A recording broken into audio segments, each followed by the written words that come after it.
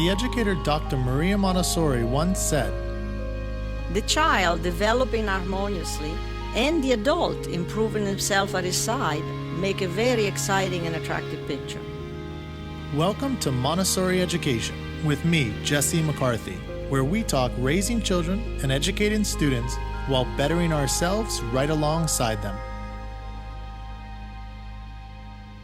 How do I deal with each day-to-day issue that comes up with my children while also helping to instill values that last? So a few weeks ago, I was asked this question by my longtime friend and dad of two, Greg Bjorkman. He was dealing with some frustration around his young boys not really listening to him or not doing what he and his wife, Jen, wanted them to do. And this is despite the boys being model students in the classroom. So they both attend a Montessori school. But Greg is not a complainer, and he didn't just call me to vent. He wanted some real guidance, and he shared that at times he's just at a loss for what to do. Now, as we were talking, it became clear that he has concerns and questions that are very similar to many other parents out there. So I asked if he'd come on the show. He was gracious enough to say yes, and the following is that discussion. All right, we're here with Greg, and just a reminder to everybody out there, Greg, you have how many kids? I have two boys. I have Shane, who's going to be 5 next month, and Gavin just turned 2. Awesome. And as I mentioned, I've known Greg for a long time. We were on the phone, and he was talking about some issues that were coming up with his kids, and he was thinking of like, how do I instill or help to instill these lifelong values in them? And a few examples were there. I don't know if one pops to mind, Greg. Yeah. So, 3 of the topics I definitely want to talk to you about and get some feedback are failure, just having general respect for yourself and for others and for your possessions. And then lastly, appreciation. And I feel like appreciation is kind of really directly linked to your overall happiness, which for me as a parent, that's one of my biggest things. I want to make sure my kids are happy long term. So I want to kind of get into that and when you figure say, out how to. Yep. Sorry to cut you off, but when you say appreciation, you mean like just being thankful kind of for the things you have in life? Is that what you're getting at, or? Yeah, for sure. And I know this is a tough thing to probably, coach or teach young kids, but I think we have things pretty darn well here in the States. And I want them to kind of understand that. And, a lot of the things that we have, I don't want them to take it for granted. And I think, ultimately, if they can learn to appreciate things more, that will kind of tie into the whole respect thing as well. So then they'll respect the things they have. They'll understand that, hey, it takes hard work, for mom and dad to buy this toy or to put the food on the table. And all these things I think are kind of interrelated. But, one of the first things that kind of jumped out at me, and that's why I wanted to call you the other day, is my son Shane, the 5-year-old, he absolutely loves baseball. He's loved baseball since he's been like 6 months old. He's always had a bat in his hand. He loves watching baseball on TV. We go to the parks all the time, play catch. And now as he's getting older, he's going to be playing in a baseball league. So the other day we were at the batting cage, and just normal, we're kind of warming up, getting ready, throwing Shane a couple balls to hit in the batting cage. He swung and missed the first 3 balls, which is kind of, whatever. He's just warming up. But after he missed the 3rd ball, he took his helmet off, threw it down, started crying, and said he didn't want to play anymore. Huh. So I was just kind of like, oh, whatever. He'll probably jump right back up to his feet. Yeah. So, waited a few minutes, waited a few more minutes. He was still just sitting there crying. And he said he didn't want to play anymore. He's done. So I, as a parent, I didn't know what to do. And, in the back of my mind, like, recently, it seems like in kind of the business culture and just culture in general, failure has kind of been this kind of buzzword as a good thing, right? You hear entrepreneurs all the time talk about their failures, how they learn from it, and how they move forward. So I had that kind of mindset in my head, and I'm trying to go to Shane talking about, hey, don't worry, you swing and miss, that's okay. Next time, get back up there, and you'll learn from it, and you'll do better. But he was having none of it. He was just like, no, I can't do it. I hate baseball now. Yeah. So it was just very frustrating for me. I didn't know how to take it. I want him to kind of embrace this whole thing about failure and know that, hey, life's a journey. Everything you do is, it's going to be a process. So you're not going to be an all-star at every single thing you do. And I've noticed this in Shane at other things too, whether it's, handwriting, or other things, sometimes something triggers him where if he can't get it right the first or second time, he's done. He just wants to move on and do something else that he knows he can conquer. Yeah. So, I mean, this definitely, any parent out there, teachers out there, this is going to sound very familiar. What I like about you, because I mean, you called a few days ago and we were talking about, you didn't raise this issue, but some other ones. And one thing is for sure is that in the business world, or actually in the adult world, it's huge right now, right? You got to fail fast. You got to be okay with failure. And as adults, I mean, we're hearing this all over the place, but there's a reason why so many business people are trying to get their employees and adults to follow this, because a lot of us have real difficulties with it. Mm-hmm. So I don't think it's surprising that a lot of kids today have challenges with it. What I'm going to say is, first of all, I'm with you. Like in any children that I work with or any adults working with children, like we want them to be comfortable, because man, if this continues year after year, when you're 25, like you got to be prepared to fail, right? Like that's going to be a mess if you can't handle it. So I think that's such a huge, important thing. And the way that I would say it, and again, this is the Montessori Education Podcast, so a lot of this is really built into Montessori classrooms, which maybe I can get into later. But the first thing in an instance like this is the question is he capable of hitting your pitches? That's the first thing I would ask. Yes, he is, because he's done it before. Okay, so you've got a situation here where he's capable. Then the question would be, all right, he's not doing it at this time. So what I would do as kind of an educator or a parent is like, how can I set up the environment in which that I'm certain this kid's going to hit at least one of those three? And the reason why I say this is because if you fail too many times over and over as a kid, then you're going to pick it up as I can't do this. So just on a practical note, what we want to try to do is put children in positions where they try, then succeed. So it's like fail, then succeed, something like that. And interesting, even 3 strikes is kind of interesting that as adults we have these things. Like, like if I went up there and tried to bat in Major League right now, like it would be strike, very, very quickly I'm out. Funny enough, what comes to my mind, Greg, is Greg plays tennis. He was like, you were like semi-pro at some point, right? Yep.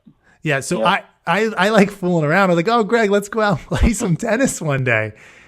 Like this guy served on me, and after a while we're like, oh, we'll just, hit it over the net kind of easily. But there was no way I could hit anything that Greg hit to me, like zero. So I think that's a good analogy to think about with kids, is that you want to set them up in situations where that is obviously not the case, right? Like that's not what you were doing. You weren't like putting them on like 80 mile per hour baseballs flying out. Of course. But if they're in situations where they're going to fail over and over and over, then it's too difficult. And then on the opposite, if they're in situations where it's too easy, then they're going to feel overly confident. And then when it comes up to something that they can't do, they're going to give up, right? So we want to hit that sweet spot. So I don't know, in this case, are you feeling like, well, that was the sweet spot. He was there and he just failed? Or what do you think in this case?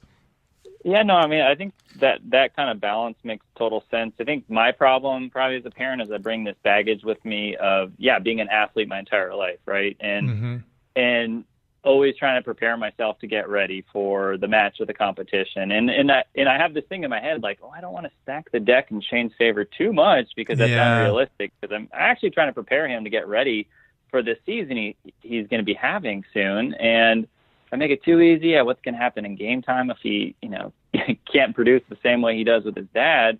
Am I setting him up for failure, in front of all his friends and all that, or I'm actually helping him? But I do understand and like kind of the balance that you talked about. Let him have, the taste of victory, a taste of some wins, but don't make it too easy where he has an unrealistic view of things. And this behavior is, we've seen it in a lot of different things Shane's done, swimming lessons and soccer practice and different things. It seems like some days he's just so excited and wants to do it, but then maybe other days he's more sensitive, and 1 or 2 little missteps can just throw him off. And then it's, I've been at swim lessons with him where it's an hour-long class, and we literally spend 55 minutes, sitting out there. He's just crying and complaining. He doesn't want to get in. He wants to be like comforted. Yeah. But then other days he's in there with his buddies and he's having a great time. So, for me, It's tough because it feels like a roller coaster at times. And I'm sure other parents, kind of have those same emotions and feelings. And, it's just hard for me to sometimes step back and say, hey, maybe I need to strike more of a balance like you talked about, or maybe there's some other tactic I need to explore looking into. Yeah. So two things. One, just stepping back really, actually I'll say three things, but one, stepping back really broadly, I want to say, like, dude, you're one of the first, I think I've only had one or two other dads on here. And I think a lot of parents, a lot of wives in particular, think that, males aren't feeling the same kind of pressures that they're feeling, or at least not showing it. Right. So one of the reasons why I wanted you on, Greg, is you're one of my buddies who's just like so open about this stuff and just saying, this is tough, So I just wanted to throw that out there, that I really appreciate that. The second thing I want to say is that, as you were mentioning, you were just putting it out there that you yourself have this kind of competitive edge, and it goes so far back. So some of the things that we have as adults, we can put on children, whether it's our own children or, we're a teacher and children in the classroom. So you want to be aware that, like in your life, are there times when, like, one day you're super happy-go-lucky dad and everything's fun with Shane, and then another day, because of your mood, not because of anything that's going on with Shane, you might not be as kind of lively and engaged. So if all the time, that happens. Yeah. Okay. So what I would say is, like, what we want to try to work towards, and this is not like, hey, work towards getting a balance in your life. Like, that's not going to help, but I'm just saying it out front right now, is that children pick up a lot on how we act, and that's sometimes how they act. So in a lot, talking about kind of instilling values, what we want to see in our children, at the end of the day, it's what we have to model for them. So if you have kind of ups and downs, your child most likely will have ups and downs. So there's a lot to go into in terms of how to improve that in your own life and so forth. But what I want to focus on, because you need like real practical stuff right now, is he doesn't go in the pool, or he's at this game or not the game, but the practice, and he's missing all of them. One thing that we want to be really careful about, and man, I used to do this all the time and it's really not good, is these long kind of motivational lectures we give to little kids. So even the thing like, hey, we got to be comfortable with failure. Failure is a part of life. Like any of that kind of commentary, it's unhelpful. And it seems kind of counterintuitive, because it's like, hey, I'm trying to like instill these values and help my child. But I think we all kind of know this when we think about it. Like, how do you really be comfortable with failure? Through experience. Yeah. Really, right? Yep. Yeah. Exactly. And I think it comes right up to us. Like we know, like, my mom could say to me, oh, you're amazing, you're this, you're that. But if you don't feel it inside and you haven't experienced it in life, doesn't matter. So but because of like the kind of business, entrepreneurial, modern, like you gotta be comfortable with failure, guys. And people are yelling at you on stage, like pumping you up. Like, first of all, I think a lot of that's just bogus. Like you're pumped up for 15, 20 minutes or an hour at some of these 4-hour like motivational speeches, and then you're deflated 2 days later. So I don't even think a lot of it works. But with children, you surely don't want to do that, because if they haven't had that try, fail, succeed in many different areas of their life, then they actually are going to feel like I can fail all the time. So they need environments and models that show them through their own work, really. Like, let's say in this batting practice, like where he would be in an area where it's almost impossible for him to strike out 4 times in a row. Like you try to get not ever be in an environment like that with little kids, because let's say he strikes 2, like that's failing 2 times in a row,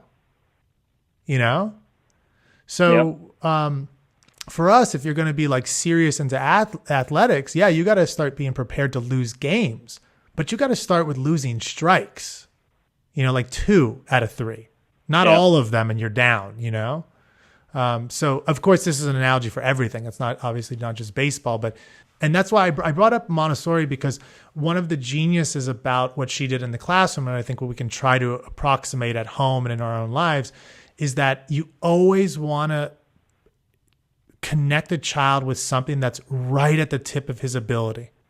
So whether it's like you're in the kitchen, Greg, and he's chopping something, like I'll give him some strawberries to cut, but I'm not going to give him some complicated, you've got to carve this piece of meat. Like he just can't do it. So we're always giving him something that's right at that tip of challenge that he's going to mess up, and then succeed. So that's just a very practical thing. You can start trying to think about all the different ways in which you can integrate in the life. But obviously it's combined with, you got to be modeling that comfort and that kind of not full on consistency all the time of emotions, because that's impossible, but more of a kind of a, I don't know how to put it, not extremes. Like one day you're not, angry, Greg. The next day I'm super, feeling emotional, Greg. Like you want to get at a balance. I'm not saying you're that or anything, but.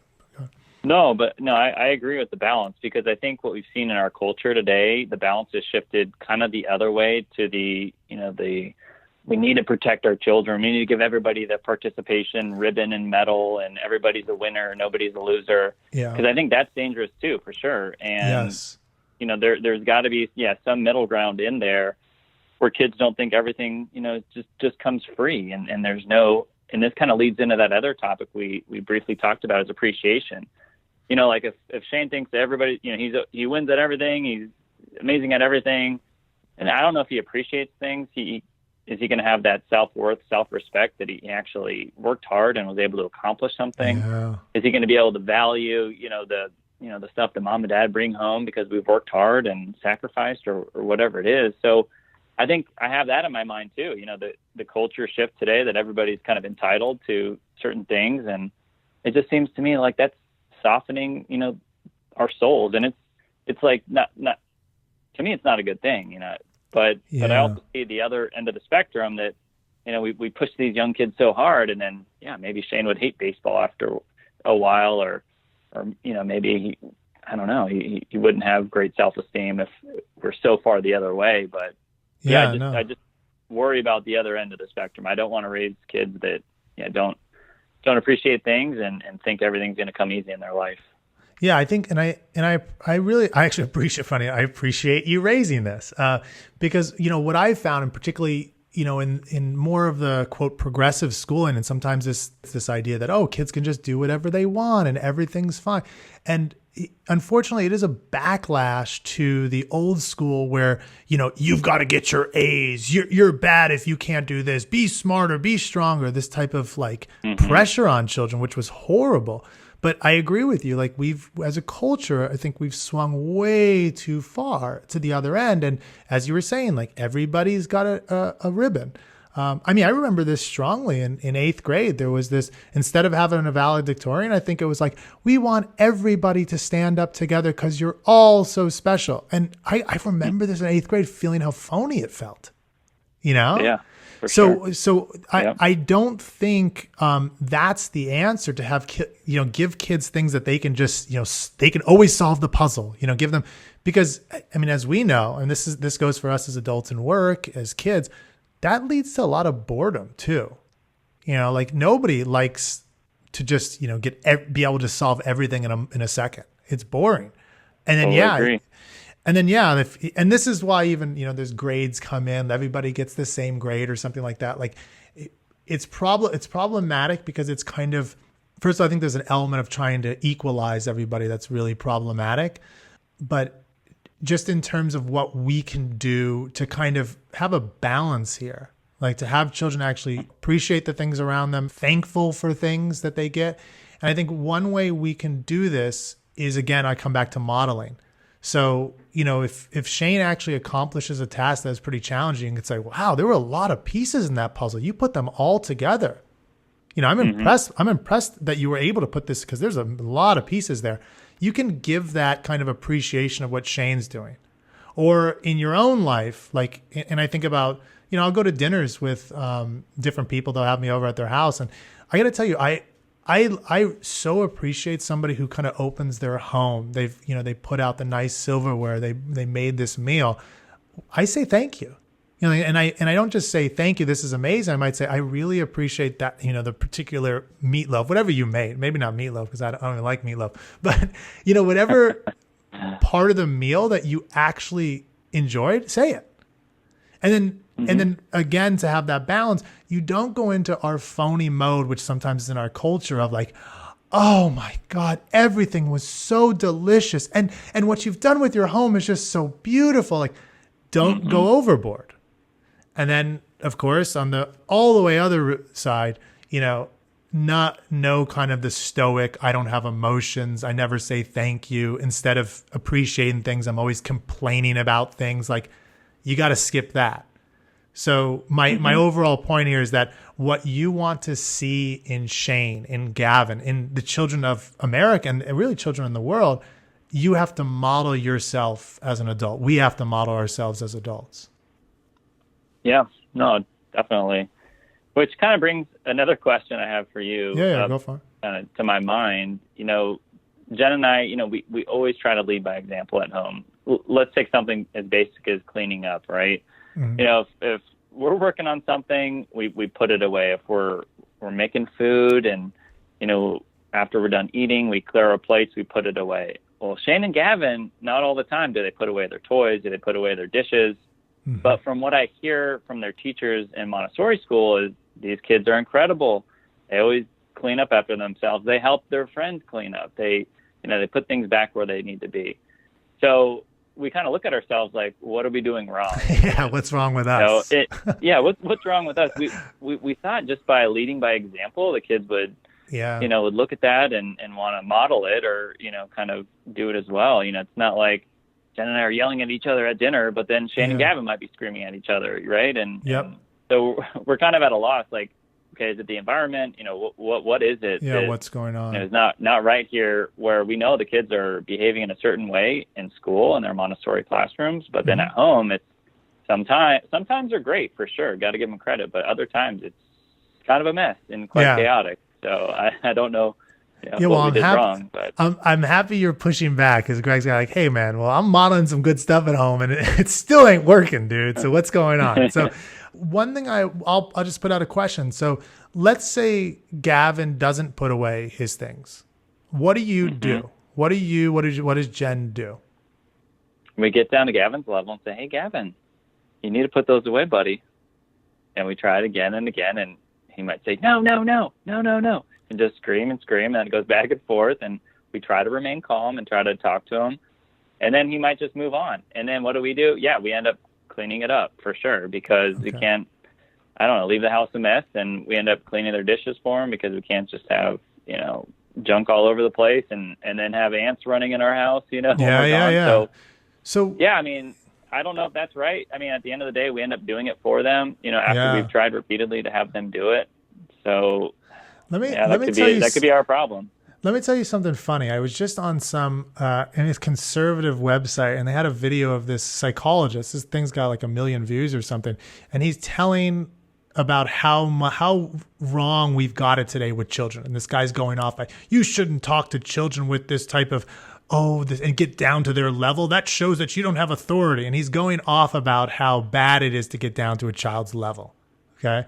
So I just find it interesting that you were kind of giving that contrast earlier about how there's not an appreciation maybe.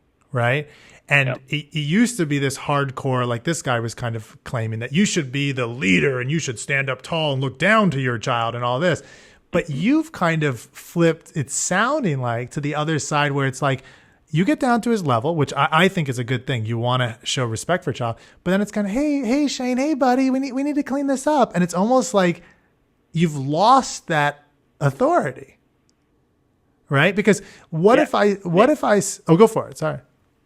No, I was saying maybe. So, and maybe some more baggage I bring to the table is kind of my leadership philosophy that I bring to business. And for me, a great leader is somebody that's doesn't feel like they're above somebody or they're below somebody, but they're kind of working alongside that person. And that's the approach I take with my team at work. And I try to, I guess that kind of spills over and the approach I try to take at the home. And maybe that's totally wrong and backwards. Maybe I need to be more in a let me ask you, authority figure, a father, but no, but I'll tell you, it's interesting because I imagine you're doing pretty well in your career. Like, we talked over the years and you kind of just keep going up. So I think things are going well. So I think, and I think we're buddies because of the fact that you do have a certain respect for other human beings. And I think you're trying to have the same with your children. But I think it's disrespectful what Shane's doing. And I would say if an employee came in and started coming late to meetings every day and be like, I had things to do. Like, you wouldn't go, hey, buddy, let's get this changed. But like, you would be like, okay, I can see this happening every now and again, but if this happens next week, we're going to have a conversation. And if it continues to happen, well, there might not be a job here. Now, obviously the progress, particularly if it's a really good individual, is going to be, you're going to adapt it to him. It's not like being, who knows what's going on in his life. So you might want to help. But the reality is, like, the job needs to get done.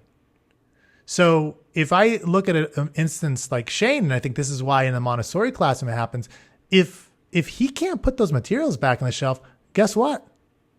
He can't use those materials. And it's not a matter of, well, let's talk about this next time. It's like, you need to put that back on the counter, on the shelf.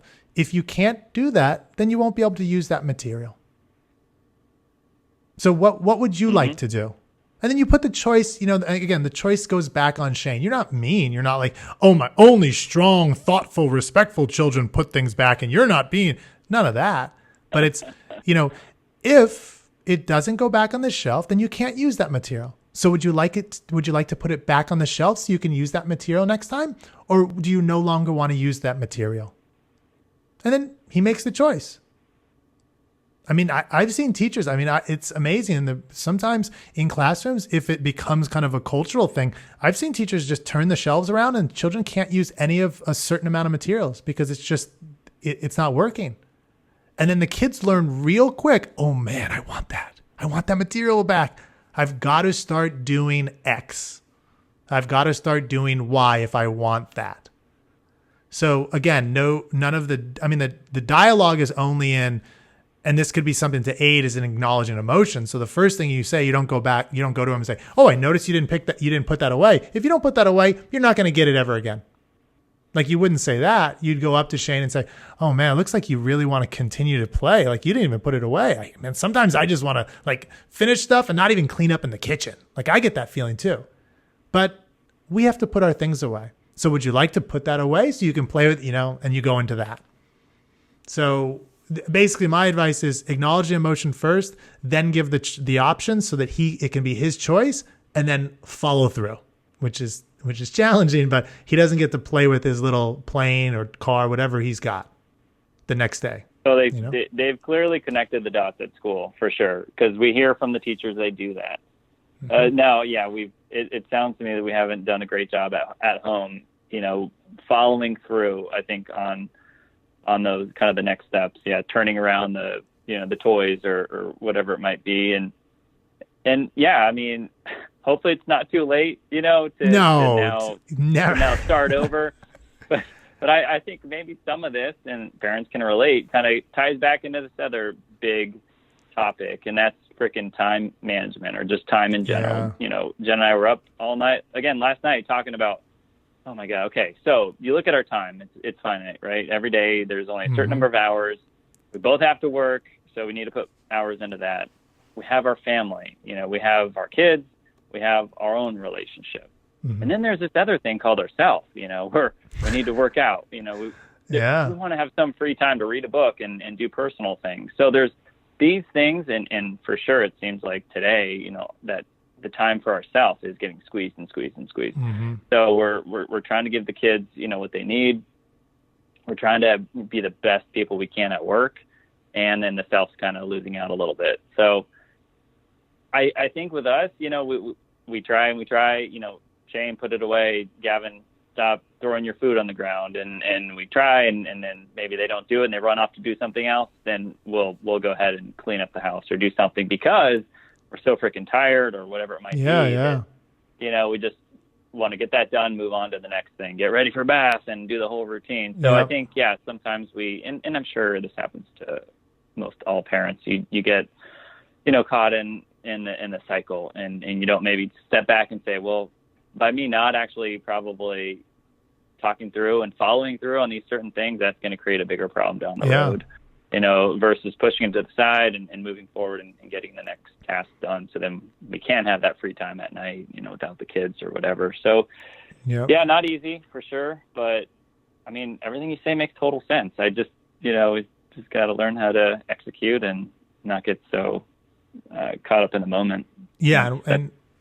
And what you said, I mean, this happens a lot. And I think, whether you have kids, you don't have kids, you got 5 kids, 2 kids, like what they say, life catches up, like it just and the time, I mean, there is only so many hours in a day. So I think this is normal. But again, as you said it, if you do these small little things, they add up over time. So that's why I was saying kind of like, I want to give those practical guidance, because when you do that in the moment and you kind of have this background thought, this is helping not only my child now, it might be a little bit challenging for us now because I really want him to clean this up. But it helps him in the long run. It helps you guys in the long run because it takes down the stress, because I can tell you put this into, you apply this 2 weeks, it's done. Like things will change. But again, it isn't, hey, Shane, you need to clean up. It's Shane, if you don't put that away, then you're not going to be able to use it tomorrow. What would you like to do? Do you want to put it away so you can use it tomorrow, or do you not? And then tomorrow comes, that toy is gone. Get that toy out of it. And he could throw a tantrum about that toy. I want that toy. That's okay. The toy's going to be gone, as I mentioned, for today. And that's it. I mean, and again, it's not like, what a horrible person you are. Because could you imagine like hearing that now if somebody came to you and it's like, what, you cleaned up after your child? What a horrible parent you are. Like, don't you know that, cleaning up after your child ruins their personality and all this stuff? Like, that would be horrible. But that's sometimes what we do to children. Yeah. And just to, circle back to that, failure is okay. That's what we're doing to children when we tell them, hey, you should be comfortable with failure. Because if that child could talk, what he would say? Well, guess what, Dad? I'm not. So, and Montessori talks a lot about this, because if you set up an ideal that they cannot achieve, that's one of the most, it's a painful thing. And I think a lot of us as adults have that. Like, even you're talking now, it's like, well, you've got an ideal what a parent should look like, and you sure as hell aren't living up to it. Like, you've created an ideal for yourselves, and what you guys are doing in practice is not it. So it just adds on guilt. Yeah. As opposed to like, hey, you got a wife. You didn't know what you were doing when you first had a kid. Nobody does. And you're trying to figure things out. And for me, an ideal parent is somebody who says, I'm going to experiment, try things out, read some books, learn some stuff, and experiment. And then when I know something works, keep doing it consistently. But an ideal parent isn't somebody who always gets every single thing right, is always on time, puts their kids to bed on time, the minute, that it's supposed to. Like, that's a false ideal. Yeah, I know. I totally agree with that. And I mean, I like the practical tactic. I'm already visualizing how I'm going to, execute this today with Shane. Inevitably he's going to come home from school, ride his bike out in the alley out front with his buddies. Not going to put the bike away, run in, move on to the next thing, and the bike's still sitting out there. Yeah. So I'm going to go to Shane. Hey, bud, got to put the bike away. He doesn't want to do it. He runs away, and I'll tell him, hey, Shane, if you don't put it away, you're not going to be able to use it tomorrow. And then I'll just have to follow through and actually hide the bike. I'm going to put it in my car or do something with it, and then he'll notice it's not there the next day, and then I'll let you know how that goes. But I like that because that gives me actually something to concretely do, and execute, and hopefully not get overwhelmed in the moment when he's got shit everywhere in the driveway, and then, I got to get him inside for dinner, and then I just quickly pick everything up so then cars don't run over it. I can actually proactively use a tactic and say, hey, here's what you need to do. If you don't do it, that's your choice, and you're not gonna see it tomorrow. So. And I think, and what I try to do is kind of balance these things, because like you've got a tactic, and then as you said, like, well, what if dinner is supposed to be out there and it takes longer? So as you see, then you're going to have to start to integrate these things with other things in your life. Like, well, maybe we need to have, dinner a little bit later. So whatever it ends up being is that there's not one tactic that's going to solve it all. But once you get some of these tactics, and then you have the kind of overarching ideas about children and how to work with them, then you can start integrating it. Because even the acknowledging emotions, sometimes if you go up and a child is just so used to being told what he needs to do, what you should do, what you have to do, that you come up and go, boy, you'd really just like to keep riding that bike. You'd like it if it could just stay right here. Like to just acknowledge what he's actually feeling. Sometimes that goes a long way. And he might, you might not even have to go to the next step if you do that, Greg. I'm curious. You probably will, given just how much it's been kind of instilled that he can just leave stuff.